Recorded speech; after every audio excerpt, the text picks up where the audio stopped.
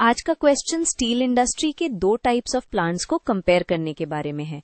पहले हम इंटीग्रेटेड और मिनी स्टील प्लांट्स का डिफरेंस समझेंगे, फिर इंडस्ट्री की प्रॉब्लम्स और एंड में रीसेंट डेवलपमेंट्स जो कैपेसिटी बढ़ा रहे हैं।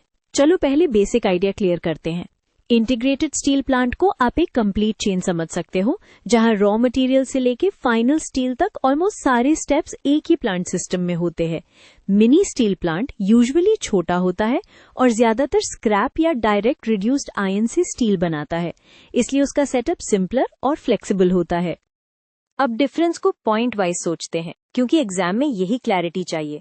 मेन फोकस ये है, रॉ मटेरियल क्या है, टेक्नोलॉजी क्या यूज होती है, स्केल कितना बड़ा है और लोकेशन का लॉजिक क्या होता है। ये कंपेयर करोगे तो आंसर ऑटोमेटिक बन जाएगा।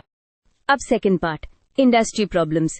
यहाँ लॉजिक ये है कि स्टील बनाने के लिए हेवी इनपुट्स चाहिए, raw materials, energy, capital, transport और हर जगह बॉटलनेक्स आ सकते हैं। इसलिए प्रॉब्लम्स को कैटेगरीज में याद रखना इजी होता है। Input issues, cost issues, technology issues, environment और कंपटीशन। अब लास्ट पार्ट, रीसेंट डेवलपमेंट से कैपेसिटी क्यों बढ़ रही है।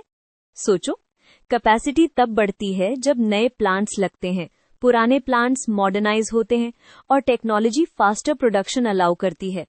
इंडिया में प्राइवेट इन्वेस्टमेंट, मॉडर्नाइजेशन और मिनी मिल्स का स्प्रेड, ये सब मिलके प्रोडक्शन कैपेसिटी को पुश करते हैं।